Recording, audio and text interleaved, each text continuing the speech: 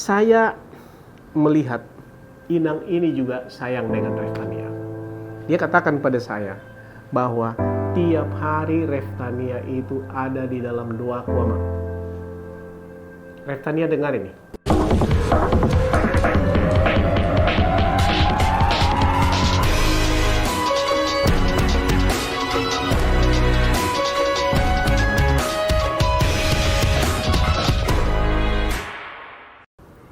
Tung masai cinta dohurua inang tu sinenggulani najuluate. Saya bercanda supaya jangan tambah stres Inang. Ini salah satu isi omongan saya kepada ibunya Reftania, ya.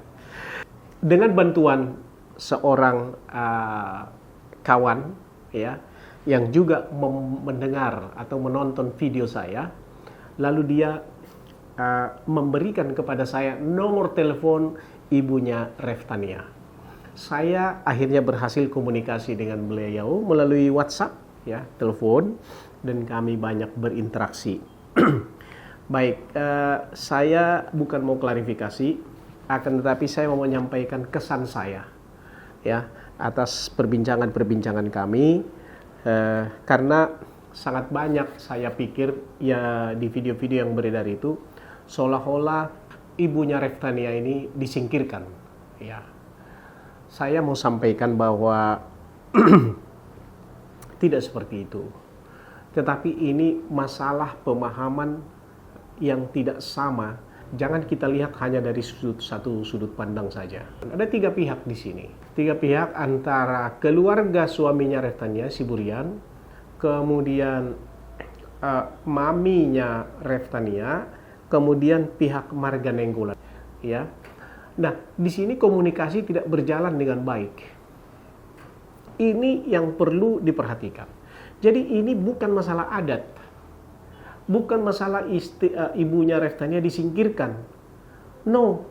Tetapi pemahaman yang ada di 3 pihak ini yang tidak ketemu berbeda. Pihak Sianturi menganggap, ya,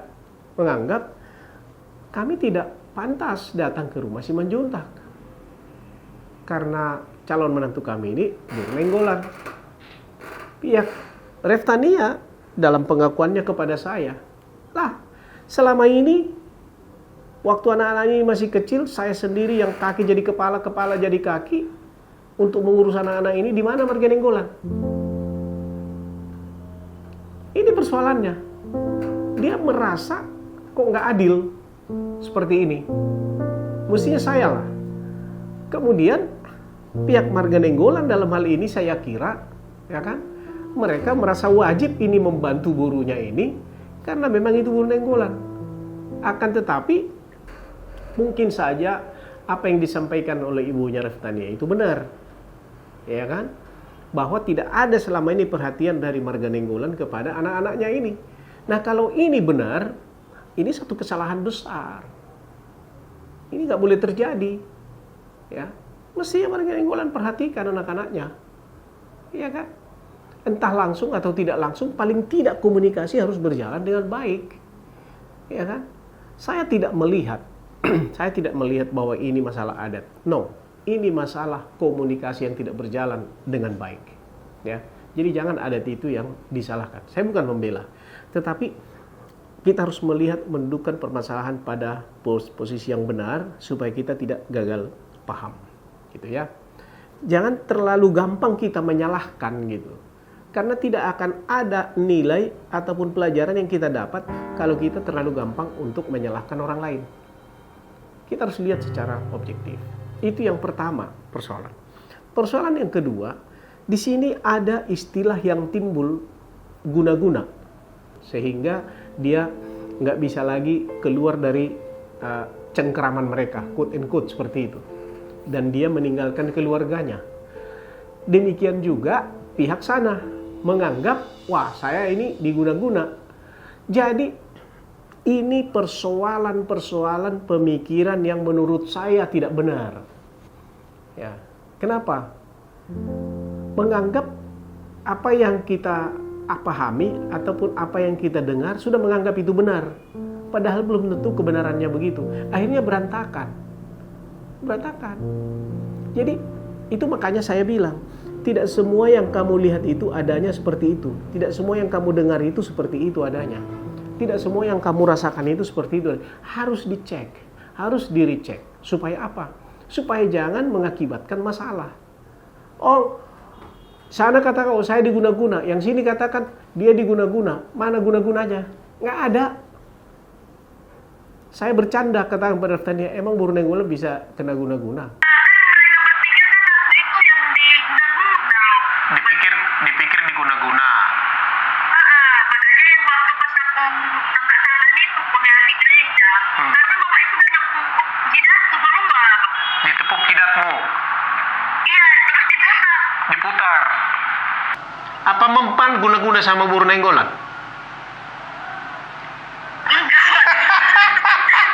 Masih hidup ini Pak. Masih hidup kan? Enggak juga, aku masih hidup Bapak tua katanya. Coba lihat. Enggak ada kan sebenarnya? Jadi, come on. Mari kita berpikir lebih jernih sebelum kita mengambil kesimpulan. Ini yang menjadi problem ya dalam hubungan mereka. Nah, saya melihat Inang ini juga sayang dengan Reftania. Dia katakan pada saya bahwa tiap hari Reftania itu ada di dalam doaku, Amang. Reftania dengar ini. Ini suara daripada mamimu. Makanya selalu saya katakan kepada Reftania, ya. Reftania, doakan mamimu, doakan adik-adikmu, ya. Inilah pengakuan daripada ibu, ya. Sampai kapanpun ibu itu ya ibu kita. Tidak pernah lunas hutang kita kepada ibu kita. Reftania, ingat nih, saya mau pesankan pada kamu Inang, guru, ya, kamu satu saat juga akan menjadi ibu. Jadi perhatikan ini, ya. Itu sebabnya selalu saya katakan, apapun masalah yang ada, cepat-cepatlah, ya, berdamai dengan diri sendiri, temui ibumu, temui adik-adikmu, temui tulangmu. Masalah itu tidak pernah orang selesai dari masalah, ya.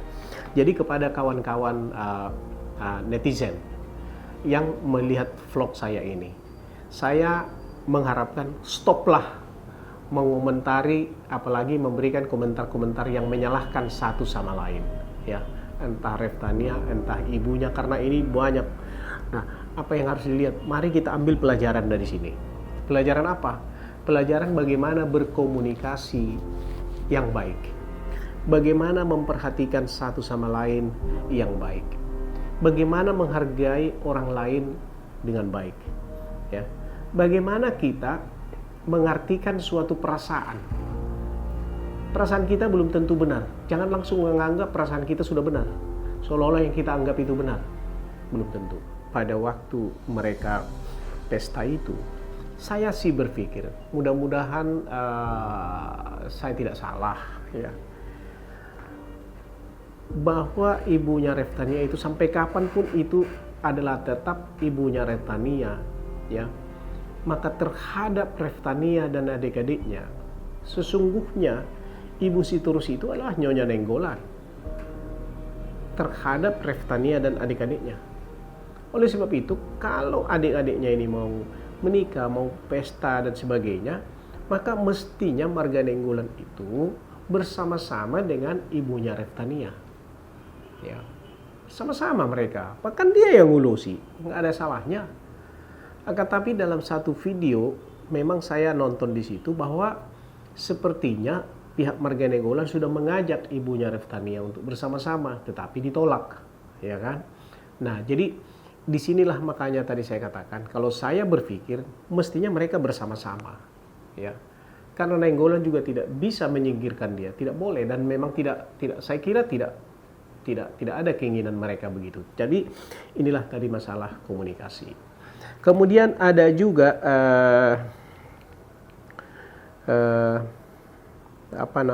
yang terkait dengan ini juga, bahwa seolah-olah wanita Batak itu dirugikan dalam keluarga, dalam hubungan-hubungan keluarga. Nah, ini menurut saya satu kesimpulan yang tidak terlalu tepat. Tidak terlalu tepat. Kenapa? Karena dalam tatanan hidup orang Batak, wanita itu mempunyai posisi yang sangat strategis. Bahkan keluarganya, ingat, orang Batak menganggap bahwa tulang itu, hula-hula itu, sembola langit. Sembola langit artinya apa? Separuh langit itu adalah mereka. Di depan mereka harus kita kejar, di belakang mereka kita harus tunggu. Artinya itu apa? Mereka itu orang yang sangat kita hormati. Jadi tidak benar kalau wanita dirugikan dalam tatanan hidup orang Batak. Justru sangat diagungkan. Lihat ungkapan-ungkapan orang Batak melalui lagu-lagu, perasaan-perasaannya, ya, lagu-lagu atau adung-adung dan sebagainya. Sangat jarang mereka mengagung-agungkan ayahnya. Jarang. Yang mereka sampaikan inang, inong. Itu bukan terjadi begitu saja. Itu karena nilai-nilai hidupnya, ya. Jadi tidak ada alasan sebenarnya untuk mengatakan bahwa wanita di dalam tatanan hidup orang Batak itu dinomorduakan. Tidak ada. Justru dialah tempat bertanya. Seorang ayah, ya, seorang bapak yang tertib hidupnya dalam adat, tidak akan pernah dia nyaman datang ke pesta menemui orang lain kalau nggak ada istrinya. Itu yang terjadi. Kenapa? Karena penghargaan yang luar biasa, yang sangat agung, ya. Itu contoh yang harus kita tunjukkan kepada anak-anak kita, ya. Jadi kepada kawan-kawan dimanapun Anda berada, ya, tidak betul menurut saya wanita dinomorduakan di dalam tatanan hidup orang Batak, tidak. Tetapi wanita memang selalu mengambil posisi, ya, selalu mengambil posisi di belakang suaminya. Suaminya yang ditonjolkan. Bukan karena dirugikan, tetapi memang sistem yang dianut itu seperti itu.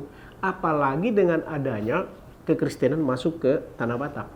Di situ kita temukan suami harus mengasihi istri, istri harus menghormati suami. Itu ajaran gereja, ajaran kekristenan. Ya. Jadi jangan salah, tidak dirugikan, ya, tidak dirugikan. Tidak pernah itu, justru sangat diagungkan. Saya berharap ini boleh menjadi pelajaran buat kita semua, dan mari kita sama-sama mendukung mereka, ya, supaya menjadi keluarga yang baik dan hubungan-hubungan mereka menjadi lebih baik. Dan saya berharap satu saat kita akan bisa bertemu dengan mereka dalam suasana yang lebih baik. Kawan-kawan semua, kalau masih ada pertanyaan Anda, boleh kirimkan kepada saya melalui komen, ya. Nanti akan saya lihat, kalau ada pertanyaan yang sama mungkin saya akan jawab secara bersama-sama.